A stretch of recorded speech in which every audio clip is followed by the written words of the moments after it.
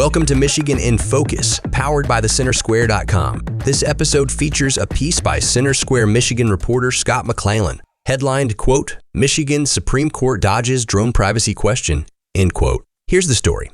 The Michigan Supreme Court declined to say whether the government can use drones to spy on people without a warrant. The unanimous Friday ruling follows a 17-year dispute between residents Todd and Heather Maxon and Long Lake Township officials, who say the 5-acre residential property is being used as an illegal junkyard. The 18-page ruling written by Judge Brian Zahra affirmed the Court of Appeals ruling and remanded the case to the trial court for further proceeding. The verdict hinged on whether the exclusionary rule applied, a court-created concept that evidence acquired illegally should be inadmissible, most often applied to criminal cases involving forfeiture. The Maxons argued the local government hiring drone operators to find proof of zoning violations was an illegal search because they didn't have a warrant. The state's top court ruled the exclusionary rule doesn't apply to civil enforcement regarding local zoning and nuisance ordinances that seek only injunctive relief.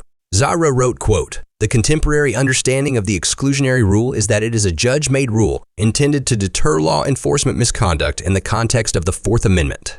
It is not a constitutional right, and it is not intended to vindicate a defendant's constitutional rights, end quote. The nonprofit Institute for Justice represented the Maxons. IJ attorney Mike Greenberg said the state's top court, quote, blessed warrantless surveillance in the name of code enforcement, end quote.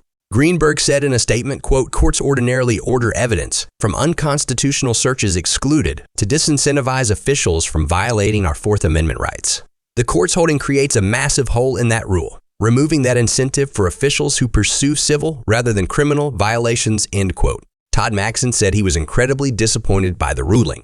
Todd said in a statement, quote, like every American, I have a right to be secure on my property without being watched by a government drone, end quote. Long Lake Township officials haven't yet responded to a request for comment. Bill Hinn, a lawyer for Long Lake Township, had argued the defendants didn't exhibit any expectation of privacy by enacting fences, roofs, or awnings on their 5 acres of property, sparking complaints from neighbors. Institute for Justice President and Chief Counsel Scott Bullock called on state lawmakers to close a quote-unquote loophole he called warrantless surveillance. Bullock said in a statement, quote, this ruling demonstrates why courts must seriously engage with constitutional questions. By not addressing the question at the heart of this case, the court has created a giant loophole, putting all Michiganders at risk of warrantless surveillance, end quote. This podcast was made with the assistance of AI technology. Please subscribe and thanks for listening. Do you care about classroom curriculum, transparency policies, and how your taxpayer dollars are invested in education, but you find it hard to cut through the partisan noise? Chalkboard News is bringing you straight news reporting on public K-12 education. We're talking news without spin. Chalkboard News publishes fact-based stories that make sense to parents, teachers, and readers who have skin in the game. Get this news delivered to your inbox for free by signing up at chalkboardnews.com. Subscribe today at chalkboardnews.com.